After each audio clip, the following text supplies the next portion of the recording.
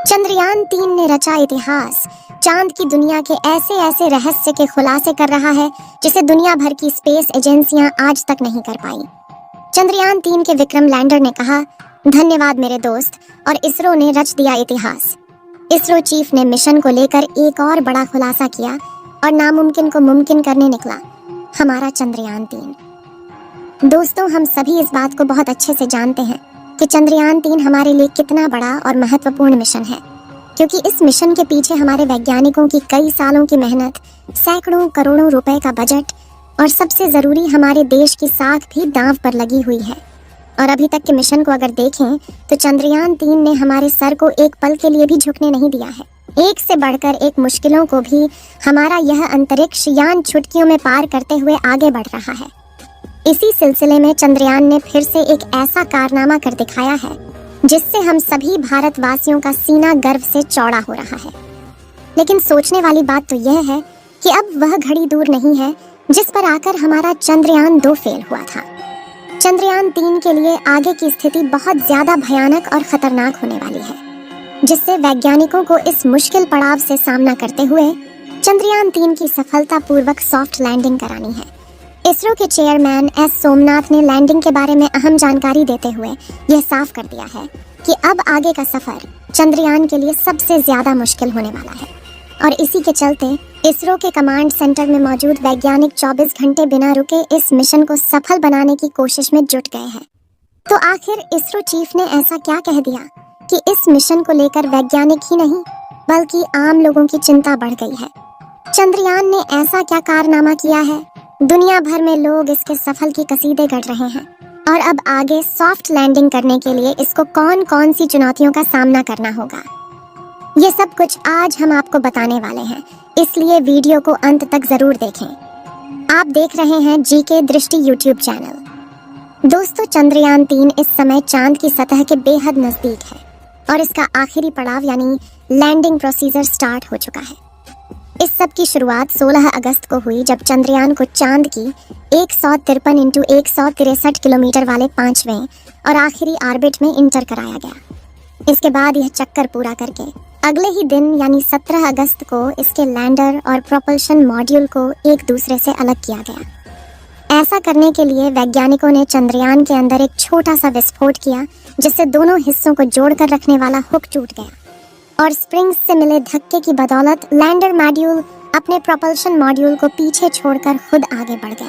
इसी दौरान lander module के प्रोपल्शन मॉड्यूल को मैसेज देते हुए कहा कि यहाँ तक के सफर के लिए शुक्रिया मेरे दोस्त, और इस तरह अलविदा कहकर ये आगे अपने सफर पर निकल गया। इसके बाद अगले 24 घंटों तक लैंडर और प्रोपल्शन मॉड्यूल की कक्षा में एक दूसरे के आगे पीछे चक्कर काटते रहे, और फिर सही मौका देखकर 18 अगस्त को वैज्ञानिकों ने लैंडर की डी बूस्टिंग स्टार्ट कर दी, जिससे ये एक और छोटे ऑर्बिट में आ गया, साथ ही उसकी गति भी कम कर दी गई। दोस्तों, डी बूस्टिंग का सीधा सीधा मतलब है चांद का लैंडिंग प्रोसीजर अब शुरू हो चुका है, जिस पर यह धीरे धीरे गति कम करते हुए अपने ऑर्बिट को छोड़कर अपने धीरे धीरे चांद की सतह के करीब जा रहा है, और ऐसे ही आगे बढ़ते हुए महज कुछ ही घंटों में यह चांद की सतह पर सॉफ्ट लैंडिंग करने के लिए तैयार होगा। अभी की अगर हम बात करें तो इस समय विक्रम लैंडर चांद की 130 किलोमीटर की कक्षा में आगे बढ़ चुका है, और समय का फ्री फॉल फेज चल रहा है, यानी यह चांद की क्रियाविधि की हेल्प से उसकी तरफ नीचे आ रहा है। इसरो के वैज्ञानिक पूरी तरह सचेत है और वो इस पर पल पल नजर रख रहे हैं और खबर भी ले रहे हैं। असल में वैज्ञानिकों को अच्छे से पता है कि चंद्रयान इस समय अपने सबसे क्रिटिकल फेज से गुजर रहा है, और इसी को देखते हुए इसके सभी सेंसर्स और कैमराज अब ऑन कर दिए गए, क्योंकि इम्तिहान की घड़ी आ चुकी है, जिसका हम पिछले करीब 40 दिनों से इंतजार कर रहे हैं। इस समय चंद्रयान अपने इस पूरे मिशन के सबसे मुश्किल पड़ाव से गुजर रहा है, क्योंकि वर्टिकल लैंडिंग करना, और वह भी चांद के दक्षिणी ध्रुवों में, यह बहुत ज्यादा मुश्किल काम है। अब जिन लोगों को नहीं पता उन्हें हम बता दें कि विक्रम लैंडर चांद की सतह पर वर्टिकली यानी सीधा खड़ा होकर लैंड करने वाला है, जो हॉरिजॉन्टल लैंडिंग की तुलना में काफी ज्यादा मुश्किल होता है। असल में जब किसी यान को वर्टिकली लैंडिंग कराया जाता है तो हवा में उसका सीधा रखना और साथ ही उसकी गति को कंट्रोल करना बहुत ही मुश्किल हो जाता है। इसका कारण यह है कि वर्टिकल में जाते हुए यान की रफ्तार काफी ज्यादा तेज हो जाती है। हालांकि पृथ्वी के मुकाबले चांद की ग्रेविटी 6 गुना कम है, लेकिन चांद का वायुमंडल बहुत ज्यादा पतला है, जिसके चलते यहाँ एयर रेसिस्टेंस न के बराबर है और इसकी वजह से नीचे गिरते हुए किसी भी ऑब्जेक्ट की स्पीड काफी ज्यादा बढ़ जाती है। इसी लैंडिंग प्रोसीजर को लेकर इसरो चेयरमैन सोमनाथ ने भी एक बहुत बड़ी बात कह डाली। उन्होंने कहा कि 30 किलोमीटर की ऊंचाई से नीचे चांद पर आने वाले लैंडर की रफ्तार को 0 पर लाना और साथ ही से हॉरिजॉन्टल से वर्टिकल पोजीशन में मोड़ना, यह मिशन का सबसे मुश्किल काम है। असल में दोस्तों, चांद की सतह से 30 किलोमीटर की ऊंचाई पर आने तक हमारा विक्रम लैंडर मॉड्यूल तुरंत ही आगे बढ़ेगा, लेकिन इस पॉइंट पर आकर इसे अपनी पोजीशन या कहे अपनी अवस्था बदलकर वर्टिकल होना होगा।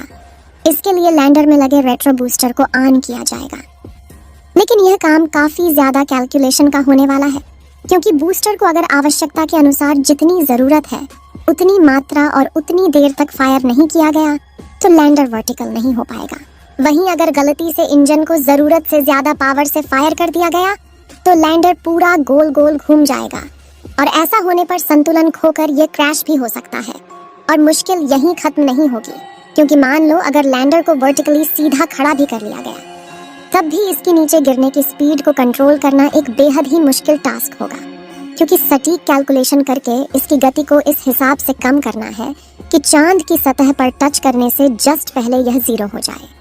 इन सब के दौरान लैंडिंग साइट को ढूंढना, लैंडिंग के लिए तय की गई जगह ठीक है या नहीं, इसका पता लगाना, और अगर जगह ठीक नहीं है तो कोई दूसरी जगह तलाश करना, ये सब चीजें भी होती रहेंगी।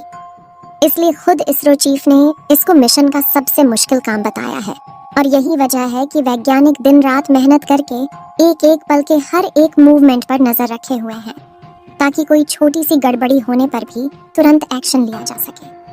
वैसे हमारे वैज्ञानिक पर हम पूरा भरोसा करते हैं कि जैसे उन्होंने मिशन के पिछले सभी बाधाओं को पार किया, वैसे ही इस चैलेंज को भी पार कर लेंगे, क्योंकि एक तो हमारे वैज्ञानिक बहुत ज्यादा काबिल है, जिसमें कोई शक की बात नहीं है, और दूसरा इनके पास चंद्रयान 2 के फेलियर का एक्सपीरियंस भी है। आपको बता दें, आज से 4 साल पहले चंद्रयान 2 का विक्रम लैंडर अपने लैंडिंग प्रोसीजर के दौरान क्रैश हुआ था। इसलिए इस मिशन में क्या गलतियां पहले हुई और क्या गलतियां आगे हो सकती हैं, इन सब के बारे में वैज्ञानिकों को बहुत अच्छे से पता है, और अपने पिछली सभी गलतियों को सुधार करके ही चंद्रयान 3 मिशन को लॉन्च किया गया है। अगर हम चंद्रयान 2 और चंद्रयान 3 के विक्रम लैंडर की आपस में तुलना करें तो इसमें कई बड़े और अहम बदलाव देखने को मिलते हैं। सबसे पहले तो चंद्रयान 3 के लैंडर में 4 इंजन लगाए गए, जबकि चंद्रयान 2 के लैंडर में ये 5 थे। इस बार लैंडर की बेहतर बैलेंसिंग के लिए एक इंजन को कम किया गया है। इसके अलावा चंद्रयान की लेग्स जिन पर लैंड करेगा, उनको भी पहले से काफी ज्यादा मजबूत मिलिट्री ग्रेड मटेरियल से बनाया गया है। यह इतना मजबूत है कि अगर लैंडर किसी वजह से थोड़ी बहुत हार्ड लैंडिंग भी करता है तो लेग्स को कुछ भी नुकसान नहीं होगा। इसके अलावा इस बार लैंडर में लेजर डॉपलर वेलोसिटी मीटर और लैंडर हॉरिजॉन वेलोसिटी कैमरा जैसे एडवांस उपकरणों को लगाया गया है। लेकिन इस फिजिकल डिफरेंट के अलावा जो सबसे बड़ा बदलाव इस बार हमारे लैंडर में किया गया है, वो है AI बेस्ड कंप्यूटर सिस्टम। दरअसल इस बार लैंडर के कंप्यूटर को एक बेहद ही एडवांस AI के साथ एक वृद्ध करके काफी ज्यादा स्ट्रांग बनाया गया है। यह सिस्टम इतना कैपेबल है कि बिना किसी कमांड के खुद अपने दम पर लैंडिंग को अंजाम दे सकता है। इसके सोचने और फैसला लेने के सिस्टम को बिल्कुल वैसे डिजाइन किया गया है जैसे हम इंसान अपने दिमाग की मदद से सोच समझकर कोई फैसला लेते हैं। तो दोस्तों, इस बार हमारा चंद्रयान 3 का लैंडर 23 अगस्त के दिन शाम 6:04 पर लैंडिंग करने वाला है। इस काम को सफल बनाने वाले इसरो के वैज्ञानिकों को कमेंट में बधाई देना बिल्कुल ना भूलें। चलिए दोस्तों, इस वीडियो को यहीं पर खत्म करते हैं। इस वीडियो को एक लाइक जरूर करें और अपने मित्रों तक इस वीडियो को शेयर करें, ताकि उन्हें भी जानकारी मिल सके, और अपने भरोसेमंद चैनल को सब्सक्राइब जरूर करें और बेल आइकन को ऑल पर सिलेक्ट करना बिल्कुल ना भूलें। मिलते हैं किसी और नॉलेजेबल वीडियो के साथ। वीडियो को अंत तक देखने के लिए धन्यवाद।